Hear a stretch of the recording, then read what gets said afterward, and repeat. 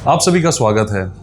आप लोग लगातार एक क्वेश्चन है जो रिपीट करते हैं, जिसका थोड़ा सा वर्कआउट बड़ा मुश्किल रहता है। वो ये है कि सबसे सस्ते कौन से ऐसे देश हैं जिनके वर्क वीज़ा हम आसानी से ले सकते हैं। 5 ऐसे कौन से देश हैं जो सबसे सस्ते में हो, जो हमारे ऊपर बर्डन भी ना पड़े और जिसका प्रोसेस हम खुद भी कर सकें, हमें किसी के ऊपर डिपेंडेंट ना रहना हो। भाई मेरे पास इंटरनेट कनेक्शन है, मेरे पास अच्छी एजुकेशन है, अच्छा एक्सपीरियंस है, मेरे पास मेरा लैपटॉप है, मोबाइल है, तो आप मुझे कुछ ऐसा सिस्टम बताएं, कुछ ऐसी कंट्रीज़ बताएं जो मैं खुद कर सकूं, और सबसे इम्पॉर्टेंट बात कि वो कम खर्चे में कर सकूं।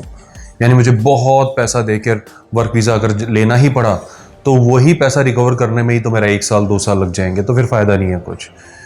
ऐसे काफ़ी सारे हम कमेंट्स आप लोगों के नोटिस करते हैं।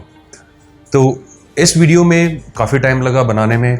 काफ़ी ऐसी कंट्रीज़ थी, हमने जब इनके डाटास वगैरह अरेंज करने शुरू करे और काफ़ी ओपिनियन लिए अपने जो काउंटर पार्ट्स हैं उनसे, काफ़ी रिसर्च के बाद ये हमने 5 कंट्रीज़ ऐसी शॉर्टलिस्ट करी हैं जो आप कम खर्च में खुद कर सकते हैं, यानी जिनका वीज़ा आप खुद लगा सकते हैं, वो भी कम खर्च में।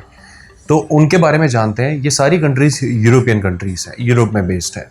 इनका कितना खर्चा होगा, वहाँ पे आपको कितनी सैलरी मिल सकती है और कौन कौन से वो देश हैं, ये सारी चीज़ें आपको इस वीडियो में जानने को मिलेगी।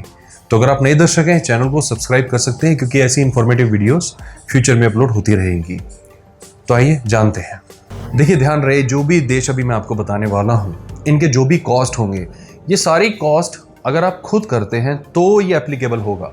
अगर आप किसी भी कंसल्टेंट से ये सर्विसेज लेंगे तो ये इतनी कॉस्ट में आपको नहीं मिलेगी और वो महंगा ही मिलेगा। इनफैक्ट आप हमारे पास भी आएंगे तो भी हम इन कॉस्ट को ऑनर नहीं कर सकते। ये कॉस्ट स्ट्रिक्टली अगर आप खुद करेंगे तो ही ये एक आइडिया दिया गया है कि इससे कम में आपका काम हो सकता है। बहुत इंफॉर्मेटिव वीडियो रहेगी, आप इसे एंड तक देखिएगा, आप समझ जाएंगे। तो नंबर 5 पे है माल्टा। माल्टा एक शेंगन स्टेट है, शेंगन कंट्री है, छोटा सा देश है, बिल्कुल आइलैंड है, छोटा सा आइलैंड है जो कि मेडिटेरेनियन सी में है। अगर आप मैप को ध्यान से देखेंगे तो माल्टा जो है, जहाँ पे इटली ख़त्म होता है, उससे थोड़ा सा नीचे आपको माल्टा दिखाई दे जाएगा। तो माल्टा का अगर आप प्रोसेस खुद करते हैं तो आम तौर पे इसका खर्चा आता है 2.5 से पौने 3 लाख के बीच में, जिसमें आप सारा प्रोसेस खुद करते हैं, यानी किसी कंसल्टेंट की हेल्प नहीं लेते। कंसल्टेंट की या किसी इमिग्रेशन फर्म की आप हेल्प लेते हैं तो उस केस में उनकी जो भी सर्विस फी है, किसी की 1 लाख है, किसी की 2 लाख है, वो इसमें ऐड हो जाती है। तो मैं आपको ये सजेस्ट करूंगा कि ठीक है, वो ऑप्शन आपके पास फ्यूचर में भी आएंगे। तो आप अगर खुद प्रोसेस करते हैं, यूजुअली देखा गया है कि एंटायर प्रोसेस 2.5 लाख रुपए में हो जाता है, कुछ केसेस में प्लस माइनस हो सकता है। वर्क परमिट माल्टा के यूजुअली फ्री ही होते हैं, बट स्टिल आप जब वहाँ पे जॉब लेते हैं, ढूंढते हैं, तो माल्टीज बेस्ड जो लाइसेंस्ड कंपनीज हैं, कंसल्टेंट्स हैं, उनकी सर्विसेज तो आपको लेनी पड़ जाती है। सेकेंडली, वहाँ पे रूल्स के अकॉर्डेंस में आपको लॉयर्स को भी हायर करना पड़ता है, अदरवाइज वहाँ पे कोई भी लीगल एग्रीमेंट उनके बगैर नहीं बन सकता। और फिर उसके बाद फिर आपका पेपर वर्क, एम्बेसी की फीस और ये वो सारा मिला के हमने लमसम आइडिया लगाया कि 2.5 लाख में कोई भी बंदा आराम से कर सकता है। थोड़ी एक्स्ट्रा ही फिगर है, इससे कम ही रहेगा। और वहाँ पे सैलरी की अगर बात करें माल्टा में, तो 1000-1200 एक यूजुअल सैलरी होती है, जो किसी भी वहाँ पे अगर कोई फ्रेश एम्प्लॉय भी पहुँचता है तो वहाँ पे उसको इतना मिल सकता है। थोड़ा सा सैलरी के मामले में माल्टा बेटर है, और इस लिहाज से भी बेटर है कि वहाँ पे इंग्लिश वाइडली स्पोकन है।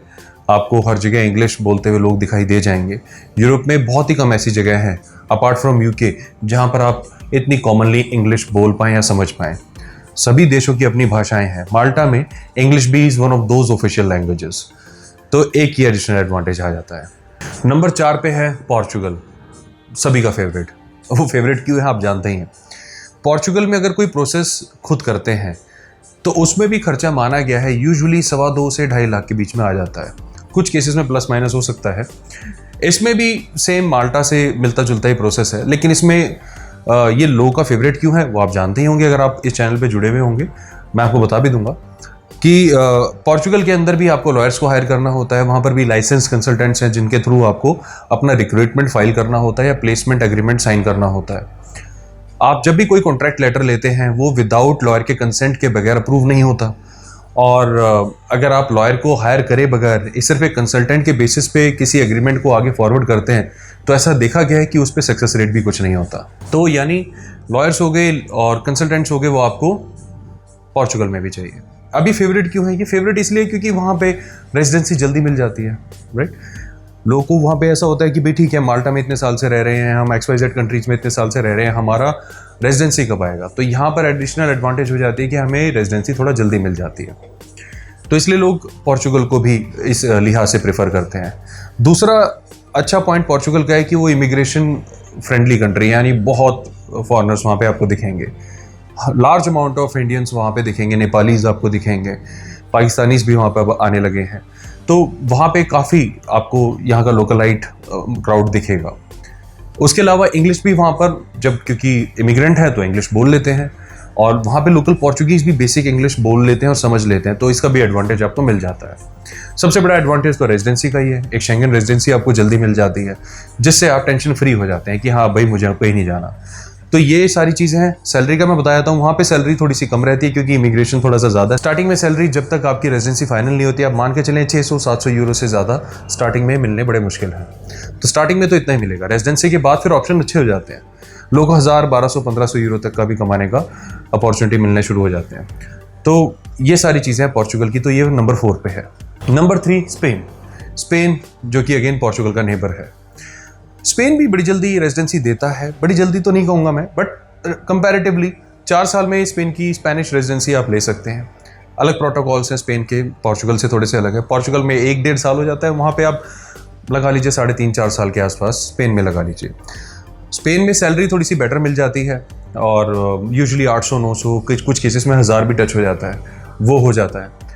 स्पेन में देखा गया है कि अगर आप अपना प्रोसेस खुद करते हैं वर्क वीज़ा का, तो उस केस में खर्चा आपका रफली 2 लाख के आसपास रहता है।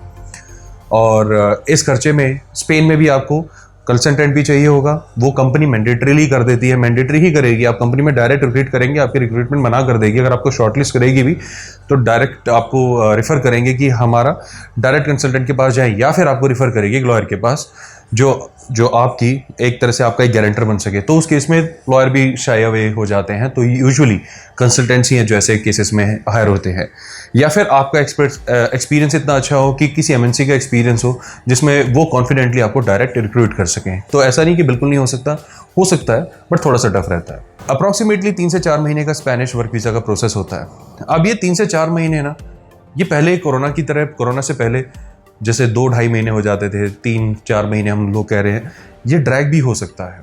और हमने खुद देखा है, वर्क वीज़ा लगाने के बाद भी महीनों तक एग्रीमेंट्स नहीं आते हैं, महीनों तक अपॉइंटमेंट्स नहीं मिलती हैं। अपॉइंटमेंट्स मिल जाती हैं तो रिजल्ट नहीं आते हैं, सेफ से अप्रूवल नहीं आते हैं, एम्बेसी से अप्रूवल नहीं आते हैं। हमने खुद ये चीज़ नोटिस करी है। तो यूजुअली आप इस चीज़ को लेके थोड़ा सा स्पेन के केस में भी आप मेंटली थोड़ा सा फ्लेक्सिबल रहें कि आपको समय ज़्यादा लग सकता है। अगर समय आपको प्रॉब्लम नहीं देता तो स्पेन भी कंसीडर आप कर सकते हैं।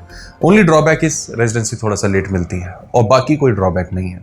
काफ़ी सारे लोग पोर्चुगल में रेजिडेंसी लेके स्पेन में भी काम करते हैं। यूजुअली ये प्रैक्टिस बिल्कुल भी रिकमेंडेड नहीं है, क्योंकि आपके पास रेजिडेंसी जब पोर्चुगल की है तो स्पेन में विदाउट वर्क परमिट काम करना बहुत डेंजरस हो सकता है आपकी प्रोफाइल के लिए। मैं ये बिल्कुल आपको रिकमेंड नहीं करूँगा, तो थोड़ा सा इस चीज़ को आप ध्यान रखें। तो स्पेन हमारी लिस्ट में नंबर 3 पे है। नंबर 2 पे है पोलैंड। तो अगर आप पोलैंड में अपना करियर बनाना चाहते हैं तो देखा गया वहाँ पे रफली 1.5 लाख, 2.25 लाख इसमें हो जाता है। यानी पूरा प्रोसेस 1.5-2, कुछ केसेस में 2 लगा लो आप, तो 1.5 से 2 के बीच में पूरा प्रोसेस हो जाता है। खुद आप वीज़ा लगा लेते हो, खुद अपनी सारी प्रोसेसिंग कर लेते हो। और अच्छी बात पोलैंड की है कि वहाँ पे कंपनीज आपको लाइसेंस कंसल्टेंट के चक्करों में नहीं भेजती। काफ़ी सारी कंपनीज वहाँ पे कॉन्फिडेंटली डायरेक्ट रिक्रूट भी कर लेती हैं। तो ये पोलैंड में देखा गया, बड़ी अच्छी बात है पोलैंड की, जिससे आपका वहाँ पे जो भी बीच में रिक्रूटमेंट एजेंट होता है, कंसल्टेंट होता है, उसकी फ़ीस बच जाती है, जिसकी वजह से इसका कॉस्ट कम हो जाता है। आपको लॉयर तो यहाँ पर भी चाहिए होगा, वो अनअवॉइडेबल है, तो लॉयर तो यहाँ पर चाहिए। तो उनकी फ़ीस लगा के या सारे प्रोसेस का लॉजिस्टिक सारा खर्चा वर्चा लगा के 1.5 के आसपास आप मान के चले, तो हल्का फुल्का ऊपर नीचे हो सकता है। तो आप पोलैंड का वीज़ा ले सकते हैं। सैलरीज भी पोलैंड में थोड़ा मिलती जुलती है, जैसे पोर्चुगल में है 600-700 यूरो के आसपास स्टार्टिंग सैलरी लगेगी। आगे जाके ऑफ कोर्स आप वहाँ पे सैलरी अच्छी ले सकते हैं। यूजुअल टाइम फ्रेम जो पोलैंड का है वो 4 से 5 महीने के अंदर इनका वीज़ा आ जाता है। कुछ केसेस में बड़ी फास्ट भी आ जाता है, वो डिपेंड करता है कौन सी ब्लू कॉलर कैटेगरी में आपने अप्लाई किया है। और अगर आपका बल्क में ज़्यादा, यूजुअली बल्क में ही जाते हैं ज़्यादातर वीज़ा, तो उसमें आने के चांसेस भी बढ़ जाते हैं। तो अप्रॉक्सीमेटली इतना टाइम लगेगा आपका। खर्चा मैंने आपको बता ही दिया, सैलरी आपको पता चली गई है।